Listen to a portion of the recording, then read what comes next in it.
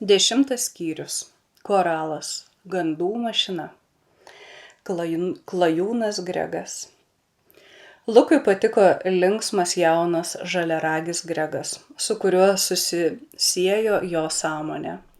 Jis kaip ir Lukas daug keliavo, tik jo kelionės vyko ne jūra, o sausuma.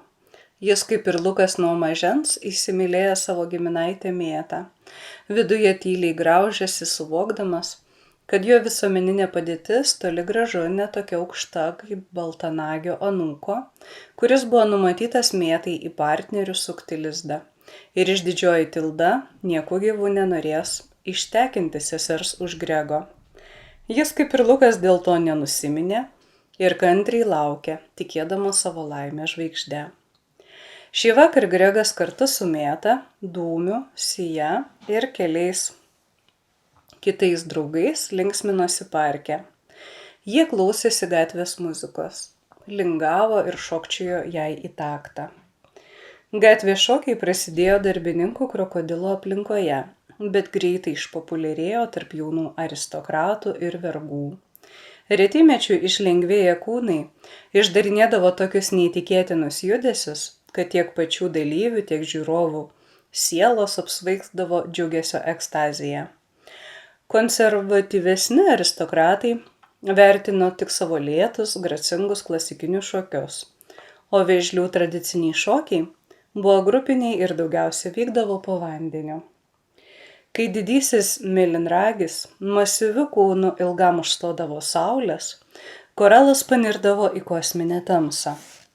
Tuomet liuminescencinę šviesą imdavo skleisti koralai ir gyvūnų oda bei žvynai. Visas pasaulis tapdavo tarsi nušviestas neoninių šviesų. Pirmoji akių pora leido gerai orientuotis tamsiuoju metu, todėl gyvenimas nesulėtėdavo, tik įgaudavo kitą ritmą.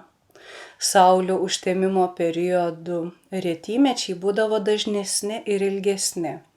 Dėl to salynuose susikūrė tradicija tamsiųjų metų laiką skirti šventėms, festivaliams, akrobatinėms varžyboms tiek ore, tiek po vandeniu ir kitoms linksmybėms. Taip pat tai buvo tinkamas metas keliauti į sausumą. Todėl dalis linksmųjų žaliaragių tik trumpam pasinerdavo į šventės šėlsmą. To jie savo nepajėgė atsakyti ir išskrisdavo į pavojingą kelionę.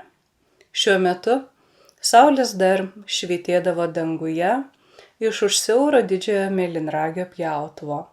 Taigi tai dar nebuvo tikrasis švenčių metas. Tačiau ir kitais metų laikais po salynus klajodavo populiarios gatvės šokių grupės. Lukui žvelgiančiam į koralo gyvenimą per Grego sąmonę ši pramoga patiko. Jis visiškai persikėlė į flamingo realybę ir atsidavė linksmam šėlsmui. Flamingams dėl laibų kojų ir lengvos kūno struktūros buvo sunkiau atkartoti visus masyvių krokodilų sukurtus šokio judesius. Todėl daugumą jų jie pritaikė savo kūno konstrukcijai. Visa aikštė buvo pilna besistaipančių paukščių, apvalai nuskūnus į šonus linguojančių vėžlių, galingomis uodegomis ritmai žemę mušančių krokodilų. Per vieną pertraukėlę nutaikiusi momentą, kai Dūmis pasišalino pasikalbėti su kitais draugais, Sija prisigretino prie Mėtos su Gregu ir jiems paslaptingu balsu sušnibždėjo. Nenorėjau apie tai pasakoti prie Dūmio, bet kai jis kalbėjosi su Tilda, jos elgesyje pastebėjau šitą ypatingą. Jaunuoliai su malonumu nusiteikė apšnekėti savo šeimos vyresnėlę. Jų žibančios akys įsmigo į Siją. Kol Dūmis dėstė Mirtakio pasiūlymą, kelis kartus pagavau Tildos jam slapta mestą meilų žvilgsnį ir supratau, kad giliai širdyje ji jį įsimylėjusi. Tai, ką išgirdo, jos nustebino dar labiau nei Dūmio įtikinėjimai dėl Tildos gerumo. Negali būti, tai neįmanoma, vienas per kitą sušuko Mėta ir Gregas. Aplink buvo triukšminga, tad jų šūksnis neišsiskyrė iš minios gaudesio. Ir niekas į juos neatkreipė dėmesio. Sija oriai dėstė savo mintis toliau. Esu gana pastabi ir patyrusi atpažinti slepiamus jausmus. Ir jeigu jums įdomu, Dūmis apie Tildą taip pat senai svajoja, tik nedrįsta jai prisipažinti. Jų konkuruojančios šeimos.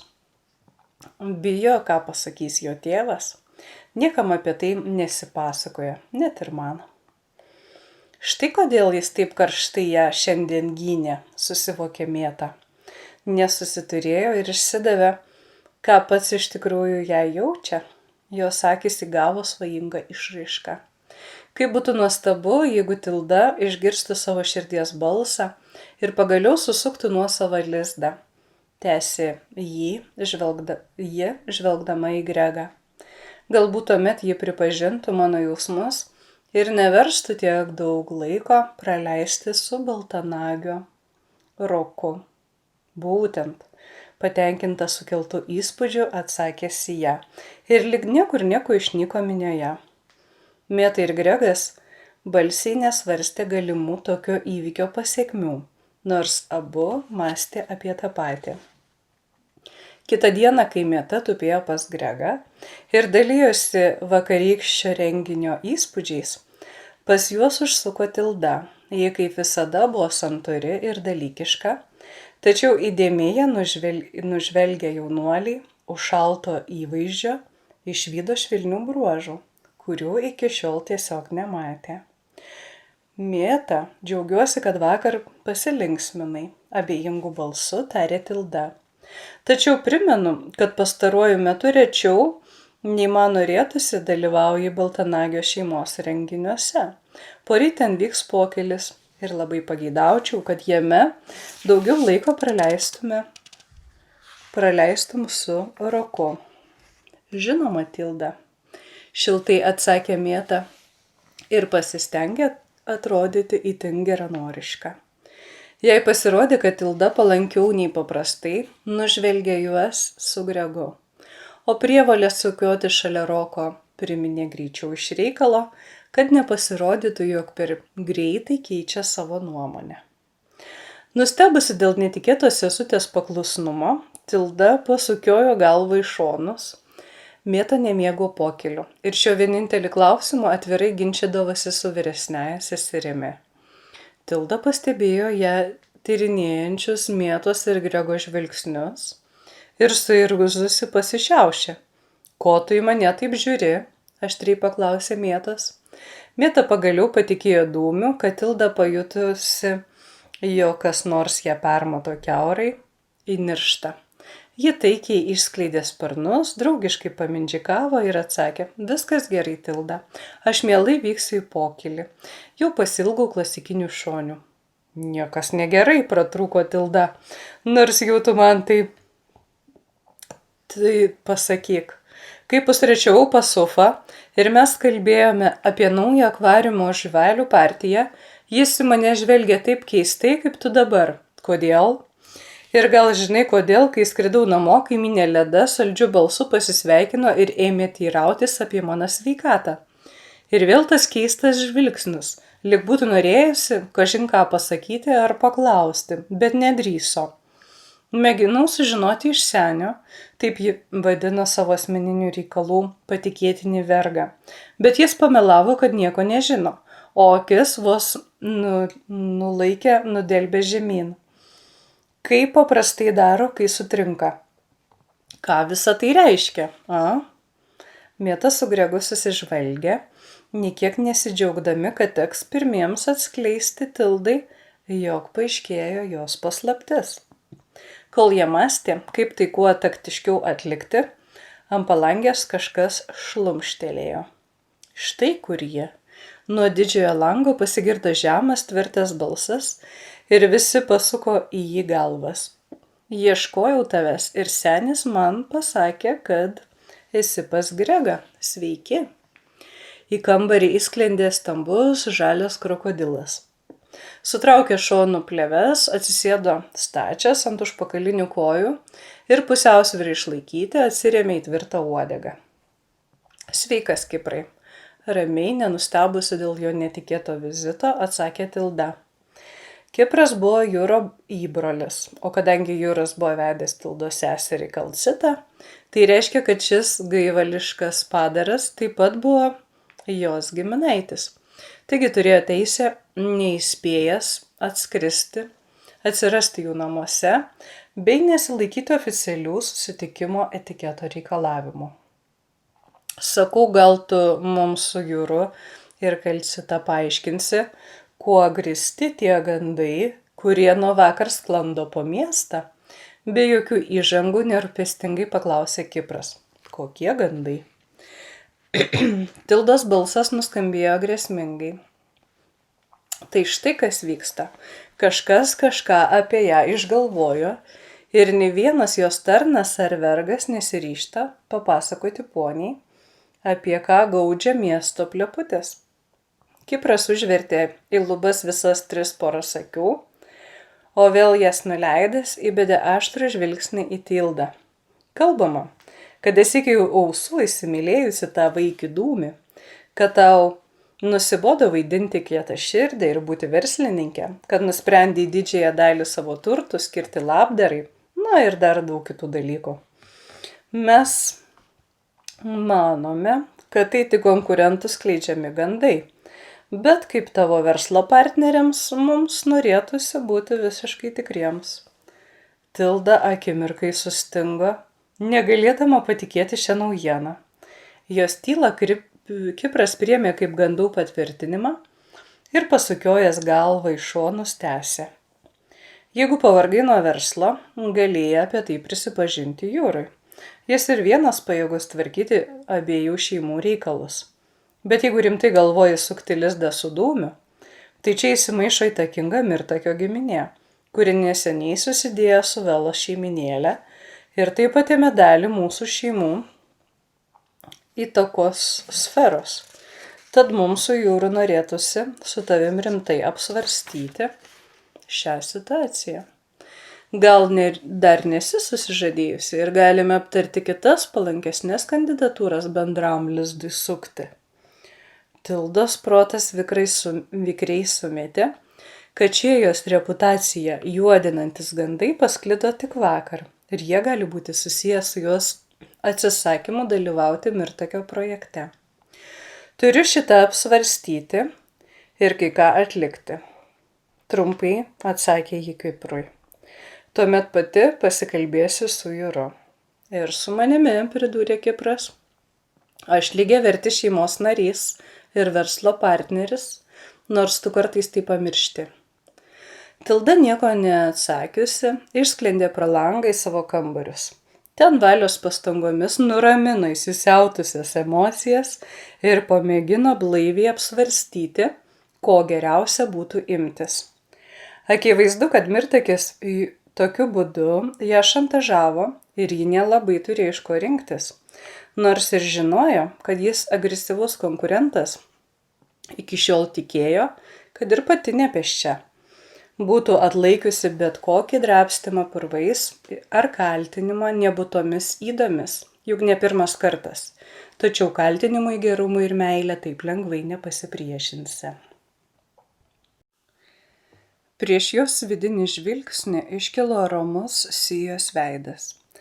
O jeigu pabandyčiau pasikalbėti su ja, jei ji tokia puiki psichikos specialistė, gal rastų išeiti iš savo pačių sukurtos situacijos, kad tai būtų palanku ne tik jiems, bet ir man. Kažką tokio juk vakar kalbėjo apie kūrybinės energijas, taupantį bendradarbiavimą, konkurencijos beprasmiškumą.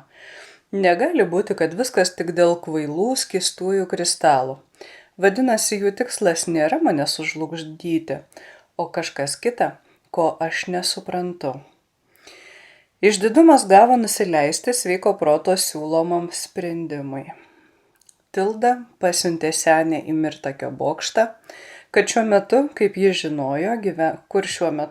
žinojo, gyveno Sija. Ir per jį perdavė prašymą susitikti Tylos skvere pasikalbėti. Atsakymas neužtruko. Tilda nusklendė žemyn, pro bokštus ir kitus koralinius pastatus į ramų nedidelį koralinių medžių skverą netoli pakrantės. Kipras iškilęs nuo darbininko iki aristokrato. Haraldui patiko tvirtas krokodilo kūnas ir jo aiški mąstysena. Tai buvo vientisas, tikslingas, intelektualus individas, valdantis savo jausmus ir mintis. Kipro kopimo socialiniais laipteliais nuo paprasto darbininko iki įtakingo aristokrato įbrolio taip pat imponavo ir priminė jo paties sėkmingą karjerą šalia mago Medo. Haraldas lengvai ir noriai perkėlė savo sąmonę į Kipro kasdienybę. Jautė, kad iš jo nemažai pasimokęs. Tildai skubotai išskridus į savuosius kambarius, Kipras liko kalbėti su savo jauniausiais giminaičiais. Šiedu jam patvirtino tos pačius gandus dėl dūmio ir sustiprino jo įtarimus, pridūrė, kad visą tai girdėjo iš patikimo šaltinio. Tildos lapukavimas Kiprui nepatiko, todėl jis nutarė neskubėti ir dar neskristi namo. Pakilo ant bokšto stogo ir laukė, kaip įvykiai klostysis toliau. Jeigu gandas tiesa, tuomet po jo vizito Tilda užsinorės pasikalbėti su Dūmiu ir aptarti tolesnius veiksmus. Tad jiems reikės susitikti ir itin gerą klausą pasižymintis Kipras slapčia nuklausys jų planų. Kai pamatė, kad iš Tildos kambario į Mirtakio bokšto pusę nusklendė senis ir greitai grįžo atgal, matyt su žinute, kur vyks susitikimas, Kipras suprato, kad jo spėjimai pasitvirtino. Iš tiesų netrukus pro tą patį langą išsklendė Tilda ir nuplasnojo į pakrantės pusę. Kipras nusekė jai iš paskos ir laikydamasis atstumo, kad jo nepastebėtų. Tilda nutupė tylos skvere, kur jos jau laukė išlaisvintoji Velos vėžlė ir Dūmis. Kipras vikriai nulaviravo savo kūną atstumu, iš kurio galėjo ir matyti, ir girdėti sąmokslininkus. Jam pasirodė, kad Tilda lyg ir nustebo išvydusi Dūmį. Kipras įtempė savo gerą klausą ir sutelkė dėmesį į jų pokalbį. Tilda iš tikrųjų nustebo, nes kvietė susitikti tik Siją. Jūs sakėte, kad norite su manimi pasikonsultuoti, ramiai atsakė Sija, kaip su profesionale psichikos gydūne. Tokiu atveju aš visada dirbu su padėjėju, kuris man reikalingas įsižeminti. Mano nuolatinis gydymo seansų padėjėjas Renas šiuo metu išskridęs į ilgąją salą pas savo giminaičius, taigi paprašiau Dūmį, kad man padėtų. Tai nekorektiška, nes tu žinai, apie ką aš kalbėsiu, atkirto Tilda. Apie gandus? Su vos tramdama panieką įsiterpė Dūmis. Korektiška, nes tai aš juos sukūriau. Nusibodo man tavo nuolatinė niekinama išraiška. Pamaniau, kad tau bus sveika šiek tiek pasimurkdyti apkalbų purve. Gal tuomet geriau suprasi, kad kiti taip pat turi savo jausmus ir jiems skauda, kai juos klaidingai vertina. Tai ši kampanija nesusijusi su mano vakarykščiu atsisakymu dalyvauti jūsų abejotinoje avantūroje, pasitikslino Tilda. Ji pamiršo Siją, pamiršo, kad norėjo prašyti jos patarimo, dabar regėjo tik Dūmį, jautė kylantį pyktį ir vos tramdė emocijas, kad išlaikytų išorinį padorumą. Sija leido joms žodžiuotis ir įdėmiai stebėjo jų psichinės būsenas. Abejojo, kad įvykiai klostosi taip, kaip jis siekia, tačiau buvo įsitikinusi, kad jei reikės, ji situaciją suvaldys. Ne, mieloji, tai susiję ne su tavo atsisakymu, o su tonu, kuriuo jį pateikiai, pašaipiai atkirto Dūmis. Buvo gera drįsti pasipriešinti Tildai, kalbėti jai nemalonius dalykus, erzinti ją. Tiek metų apie tai svajojo, tik niekaip nesukaupdavo drąsos išsakyti savo pasipiktinimą jos elgesiu. Tau nepatiko mano tonas ir vien dėl to paleidai gandus, nustebo Tilda. Gal tikėsi, kad kai visi kalbės, jog esi mane įsimylėjęs, tai jie šaipysis tik iš manęs? Ką jie kalbės? Dūmiui, kaip ir Tildai, niekas neskubėjo pasakyti į akis, kad gandai buvo įgavę jam pačiam nepalankę kryptį. Oi, nebūk naivus, piktai sumosavo sparnais Tilda. Suprantu, kad sukūrei legendą, neva aš dėl tavęs pametusi galvą, bet kokia tau nauda buvo pridurti, kad esi taip pat man nebejingas. Čia jau aš nebesuseku tavo genialaus plano esmės. Ar iš tikrųjų nori prie manęs prisigretinti, tik nerandi protingesnio būdo apie tai man pranešti? Ar taip ketini atkreipti kurios nors pavyduolės dėmesį? Manai, jeigu visuomenė patikės, kad man patinki, tai pakils tavo statusas ir kilmingos panelės tau skirs daugiau dėmesio? Betgi tu esi menkas ir niekysta, nevykėlis eksperimentatorius, pajokos vertas silpnavalis. Tilda nejokais užsipuolė susigūžusi Dūmį. Jis apstulbęs pražiojo ir vėl sučiaupė snapą, nerasdamas ką pasakyti. Tai mano darbas. Sija pajuto būtinybę įsiterpti į piktų žodžių srautą. Pamaniau, kad pikantiškos asmeninio Tildos gyvenimo smulkmenos suteiks gandams daugiau gyvybingumo. O, tai tu! Tilda nukreipė savo įsiūtį į ramiąją vėžlę. Dabar suprantu, tau trūko reklamos. Sugalvoju, kaip vieną iš įtakingiausių auksaragių privesti iki nervinio išsekimo, kad paskui nauja gandų lavina viską atkurtum ir prisiskirtum savo dar vieną mistišką išgydymą? Dūmis nesiklausė. Jo mintis pynėsi. Niekinami Tildo žodžiai jį smarkiai užgavo. Nieko nepasakęs, jis apsisuko ir nuskrido į namų pusę. Įsikarščiavusi Tilda to nepastebėjo. Ji toliau liejo pyktį ant Sijos. Ši į jo žodžius reagavo ramiai, kaip ir dėrėjo profesionaliai Gydūniai. Ji leido auksaragiai išsakyti visą giliai širdyje susikaupusi skaudulį. Tiesą sakant, netgi nesiklausė jo žodžių, o tik stebėjo Tildos išraiškas, judesius, balso intonaciją ir iš jų sprendė, kokią nervinio priepuolio stadiją ši išgyvena. Tiksliai numatė, kad žodžių srautas ims slūgti ir kai Tilda galutinai išsisėmė, ramiu balsu atsakė. Tilda, ką į gandų maišą paleido Dūmis, yra netaip jau ir melaginga. Tu jį be reikalo laikai menkista. Manai, kad jis nieko nevertas. Jis toks nevikrus ir nervingas todėl, kad jo labai jautri psichika, kuri iš visos į ją sutekančios visatinės informacijos kuria genialias idėjas. Daugumos jų iki šiol jis nesugebėdavo įgyvendinti, nes dar nėra įvaldęs idėjų pavertimo fizinę realybę technikos. Tam jam reikalingas psichiškai stabilus ir jį moraliai palaikantis partneris, kaip man reikia įžeminančio partnerio, kad mano seansai būtų sėkmingi. Būdamas jautrus, jis geriau už kitus įžvelgia tiesą, kad esi gera širdė, tik tave būti tvirta ir negailestinga privertė gyvenimas. Tačiau tu ne vieniša. Patikėk, tu turi draugų. Kartu su darnia patikima komanda tau nereikės visko nešti ant savo vienos sparnų ir tu galėsi atverti savo širdį kūrybai, kurios tikiu seniai ilgiesi. Tilda nepatikliai sukleketavo snapu. Nors jo žodžiai padarė jai įspūdį, pasipūtėlė auksaragė net neketino vėžliai to pripažinti.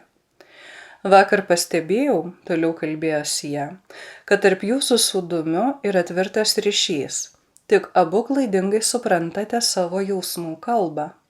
Kai aprimsi ir suvoksi pati save, tuomet kitaip imsi žvelgti į aplinką ir į šalia esančius. Tilda norėjo ryžtingai paprieštarauti šiai jos nuomonė visiškai kvailystiai, bet nespėjo. Abiejų dėmesį patraukė virš jų pasigirdęs nervingas kleketavimas. Pakėlusios galvas išvydo sklandantį jaunąjį Mirtakio sūnėną stipruolį. Jis buvo labai susijaudinęs ir trūkčiojamu balsu išrėkė: Ko tu, Sija, prišnekėjai Dūmiui, kad jis nusprendė nusižudyti? Grįžo susikūrimtas vis kartojo: viskas per Siją, kokia gėda, nebeverta gyventi. O paskui puolė žemyn nuo bokšto.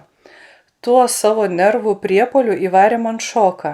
Žinau, kad jis trenktas, bet dar taip nėra buvę, kad prie manęs kas žudytųsi. Vela liepė tau perduoti, kad jį nugabeno į jūrą gydyklą.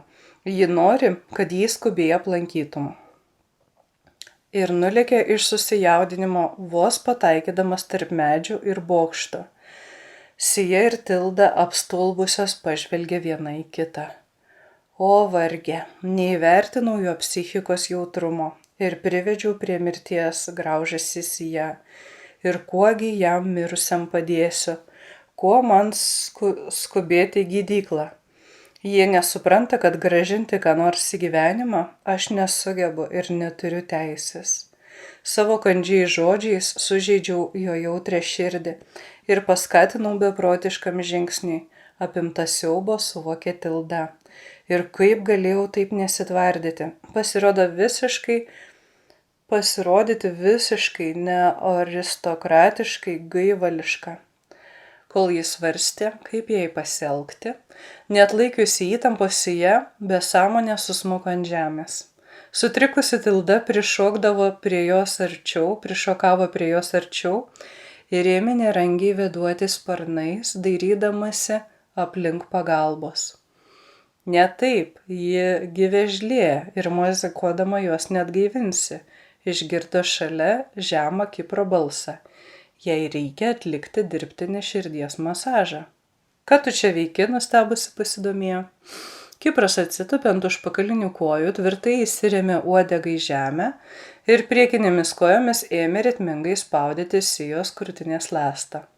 Nusprendžiau pašnipinėti, kaip įprasta nerūpestingai atsakė Tildai. Norėjau išsiaiškinti, ką rezgi, kodėl mums nesakei, kad gavai pasiūlymą iš Mirtakio. Tilda nematė reikalo aiškintis Kiprui, kad neetiška klausyti svetimų pokalbių. Krokodilų supratimas apie etiką skiriasi nuo flamingų. Ta jis seniai suvokė ir negalėdama jo pakeisti, nenoriai derinosi prie kitoniško Kipro elgesio. Taigi tiesiog ramiai paaiškino. Nes jį atmečiau ir net neketinau svarstyti. Paistalai apie kelių šeimų bendradarbiavimą ir už jų slypinti akivaizdi potekstė, kad tų lygiomis teisėmis susibūrusių šeimų viršūnėje anksčiau ir vėliau atsiras vienvaldis ponas Mirtakis. Argi ne vienvaldystės mūsų saloje, o gal ir visoje salų grupėje jis siekia, patys apie tai nekartą kalbėjote. Vis viena turėjo mums pasakyti. Tai strateginis pasiūlymas ir mums dėrėjo drauge planuoti, kaip toliau elgtis su Mirtakio ir Velo sąjunga. Juk jei nesutiksime mes, jis kalbins kitas šeimas, todėl turime kruopščiai pasverti, kas mums naudingiau ir dėrėtis. Dabar jau žinai, abejingai atsakė Tilda. Jos mintis užvaldė dūmę mirtis, ją apgaubė gili, stengdanti savigraužą ir ji negalėjo apie nieką daugiau galvoti. Šalia jų nusileido Vela. Kodėl Sija vėluoja, mums jos reikia prie dūmio. Nekantriai pradėjo ji ir nutilo pamačiusi bejausmį vėžlės kūną už masyvios Kipro figūros. Kas nutiko?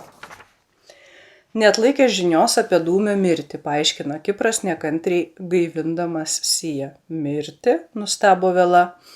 Kas kalba apie jo mirtį? Stipruolis jau pranešė apie dūmio savižudybę, nėra ko tos žinios nuo mūsų slėpti. Įsiterpė Tilda ir kandžiai pridūrė. Ar gal ir pati nieko nežinai?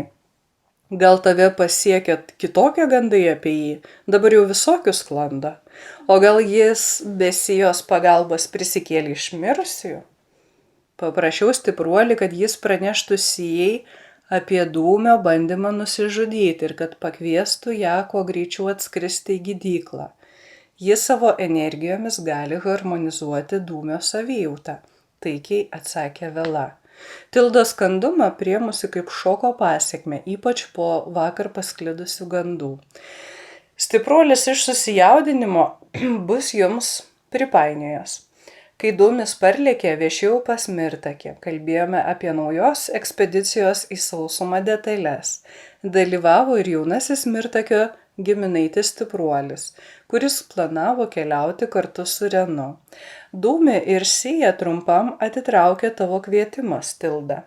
Jis parlėkė atgal gana greitai ir vėl prisijungė prie mūsų, bet negalėjo susikaupti, atrodė smarkiai susikrimtęs.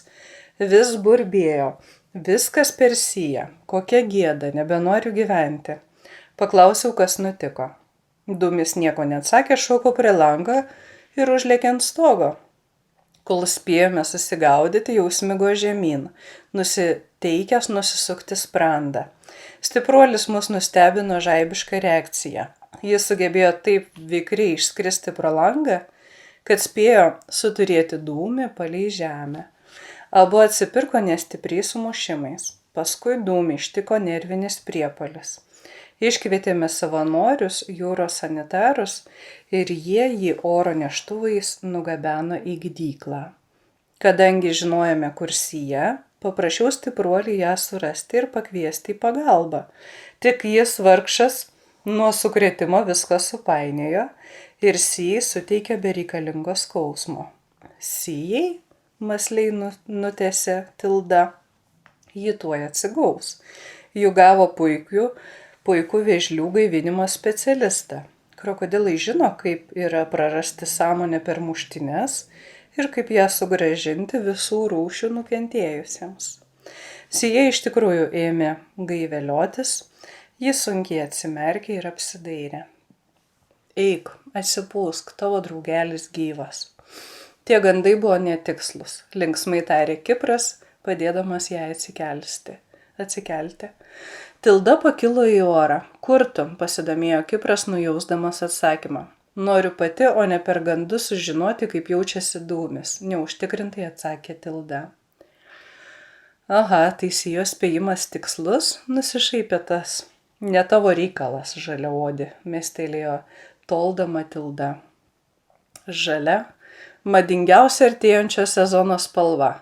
Tuoj visi ne tik ragus, bet ir plunksnas žaliai dažysite, atkirto Kipras jos nutolusiam šešėliui. Vela iš naujo viską pakartojo Sijai. Skrendami į gydyklą, pasiūlė ji. Ne, Vela, papurtė galvą Sija, kiek vėliau. Jūro gydūnai neprašiau už mane pagydys Dūmį. Esu per silpna energetiniam seansui.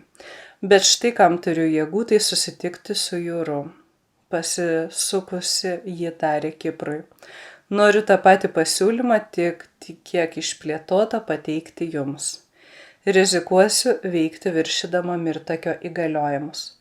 Kol mano kūnas gulėjo čia, sąmonė pateko į kitą planetą ir ten išvydau tai, apie ką seniai svajojau. Tik neįsivaizdavau, kad tą dalyką galima įgyvendinti. Kalbu apie naują skystųjų kristalų pritaikymo galimybę, kuri tikrai turėtų paskatinti jūsų šeimas jungtis su mūsiškėmis. Aš sutinku pasikalbėti, ramiai atsakė Kipras. Manau, ir Jūra sutiks. Apie tai ir sakiau Tildai, kol tave gaivinau, kad be reikalo bandė spręsti viena nepasitarusi su mumis. O, dar nepadėkojau tau už pagalbą, prisiminė Sija. Smulkmena, atsainiai mostelėjo Kipras.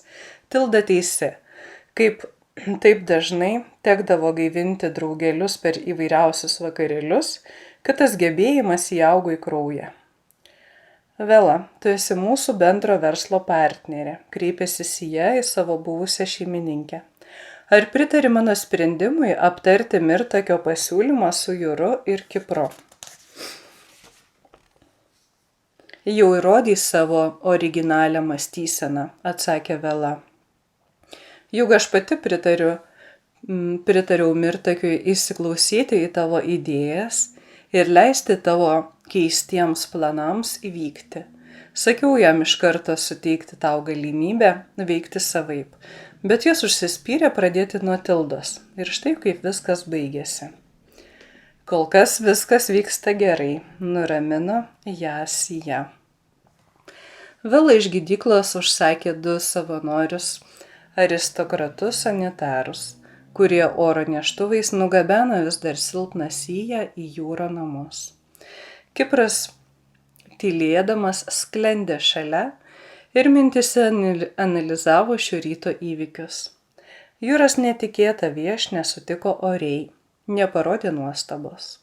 Žinoma, mieliau būtų pirma paklausęs Kipro ataskaitos, ką įbrolis spėjo nuveikti ir sužinoti, tačiau neturėdamas tokios galimybės lankščiai prisiderino prie aplinkybių ir mandagiai pasikalbėjo bendromis temomis, tiek ilgai, kiek to reikalavo etiketas. Po įžangos Sija perėjo prie savo vizito esmės. Iš naujo papasakojo viską, ką dūmis kalbėjo Tildai. Atvirai prisipažino, kad jie abu sumastė gandų ataką ir kuo tai baigėsi. Turiu pripažinti, kad sąmonės netekau labai laiku. Pakartojo tai, ką sakė Kiprui skvere. Tuo metu suvokiau, kad didžiuosius skystuosius kristalus galima panaudoti virtualiai realybei kurti. Jūs tik pagalvokite, kokia nuostabi tai būtų paslauga. Jis su įkvėpimu dėstė savo viziją. Dabar mes mokame užfiksuoti tik realius prisiminimus ir paskui juos išsikviesti bei išgyventi dar kartą. Tas metodas, kurį išvydau, kai mano sąmonė buvo kitoje planetoje, leistų kristale esančiam koraliečiui sužadinti pseudo realybę. Jam atrodytų, kad viskas vyksta iš tikrųjų, bet veiksmas vyktų tik jo smegenyse. Jis galėtų keliauti po vandenyną ir sausumą, neremdamasis kieno nors įspūdžiais, o savarankiškai, laisva valia, rinkdamasis savo veiksmus ir potyrius. Jūras ir Kipras klausėsi susidomėję. Sija mokėjo įtikinti savo vaizdiniais. Verslo idėja juos domino, bet jiems visiškai nesinorėjo dėl to su kuo nors jungtis. Didesnė šeimų grupė yra nestabili, joje gali prasidėti skirstimasis įtakos sferomis, formuotis priešiški pogrupiai, beveik tais pačiais žodžiais kaip vakar Tilda, jai atsakė Jūras. Sija jam savo ruožtu pakartojo, ką apie bendradarbiavimą mano ji. Regiu viziją, kad bendradarbiaujantis koraliečiai ir jų grupės pasiekia daugiau ir išgyvena sėkmingiau nei paskiri.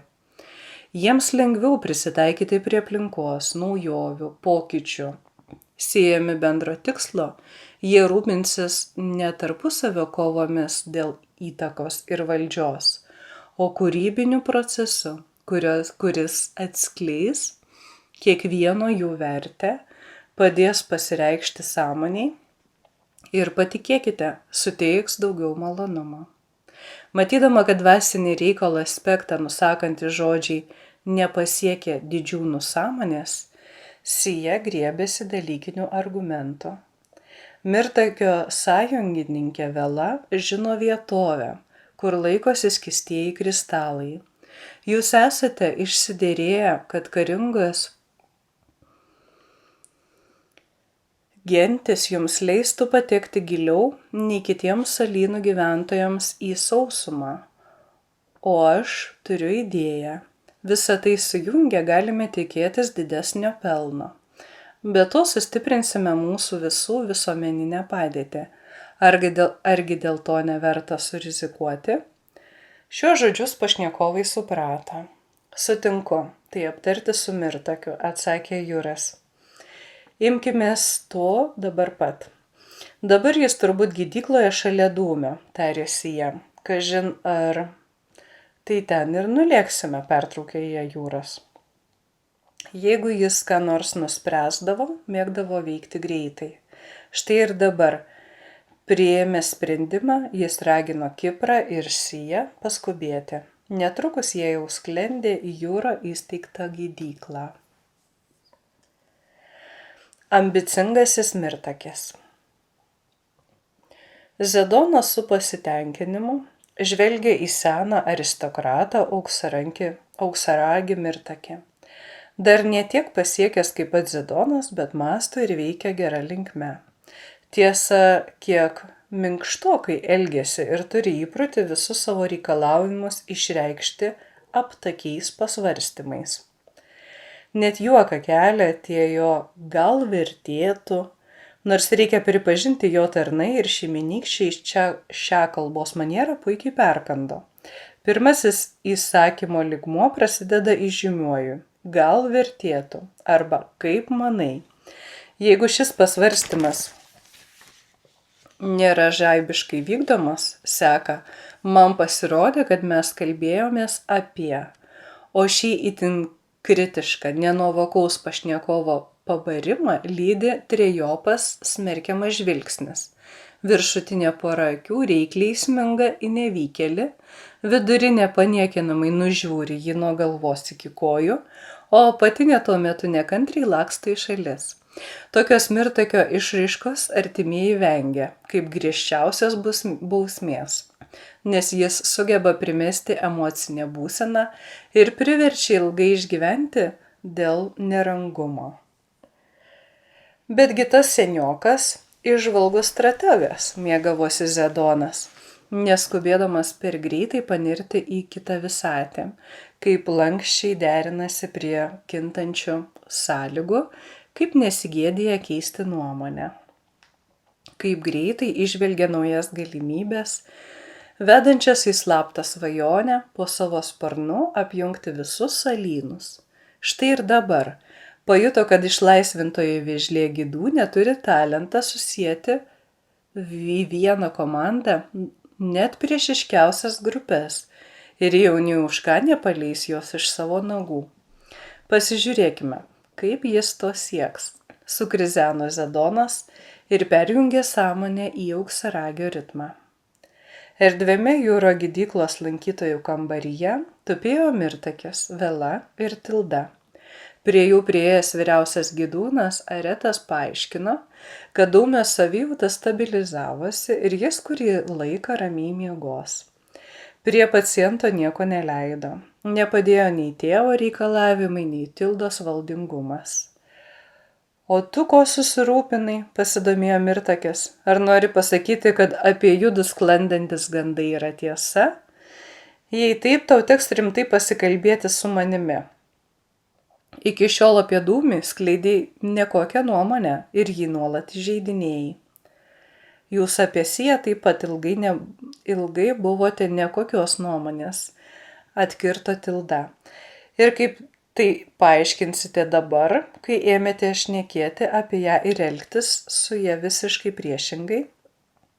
Geras argumentas, nusijuokė Mirtakis. Mane paskatino pakeisti nepagrįstą nuomonę, Sijos praktiniai veiksmai. O tau kas nutiko? Man nutiko Sija, šyptelėjo Tilda. Tik taip galiu apibūdinti tą nenusakomą būseną. Mirtakis ir Vela nusišypsojo. Jie puikiai suprato, ką Tilda turi omenyje. Sija iš tikrųjų buvo reiškinys, nutikęs jiems patiems, pakeitęs ir jų gyvenimus. Nors jaudinosi dėl Dūmio negalios, o dabar dar ir dėl atsiskleidusio sūnaus ir išdidžios didikės emocinio ryšio, Mirtakis neprarado polinkio visur ir visada siekti savo tikslų. Taigi nukreipė pokalbį apie šiuo metu jam aktualios skystųjų kristalų ir šeimų sujungimo temos. Ar tai reiškia, kad priimsi mano dalykinį pasiūlymą? Turiu pasitarti su Jūro šeima, atvirai pasakė Tilda. Gali taip ir dabar padaryti, dabar pat. Jie išgirdo balsą už nugaros. Atsisukę išvydo Siją, Kiprą ir Jūrą. Ar leisite pritūpti, pasisveikinęs mandagiai pasiteiravo Juras Mirtakio. Prašom, atsakė tas, įdėmiai žvelgdamas į atvykėlius. Vėlu jam spėjo užsiminti, kad Sija pratęsė dėrybas viena. Atvykėlių kūnų kalba Mirtakiui atskleidė, kad susitikimas buvo sėkmingas. Mirtakis palankiai nusiteikęs laukė, ką jam pasakys. Kaip dūmė sveikata, Juras pradėjo nuo asmeninių reikalų. Kai ši tema buvo išsamiai aptarta, jis pakreipė pokalbį prie verslo. Jungiamasi Sijos energijų visi net nepajuto, kaip čia pat vietoje sudarė jungtinę 4 šeimų grupę. Sija šis procesas išvargino, nors kiti jos vidinio darbo ir nejautė, ji taip intensyviai skleidė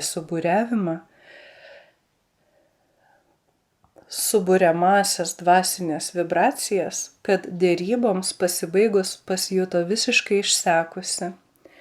Man silpna, pareiškė vėžlė ir vėl prarado sąmonę. Sija dar neatsigavo po sukrėtimo, kai klaidingai pamanė, kad dūmi žuvo. Atjaučiai tarė Vela. Iškviesti sanitarai nugabeno Siją į palatą. Mirtakis ir Vela nulydėjo ją, pasinaudojo progą, Tildas, Juras ir Kipras liko laukiamajame ir ėmė aptarinėti naujojo sandorio detalės.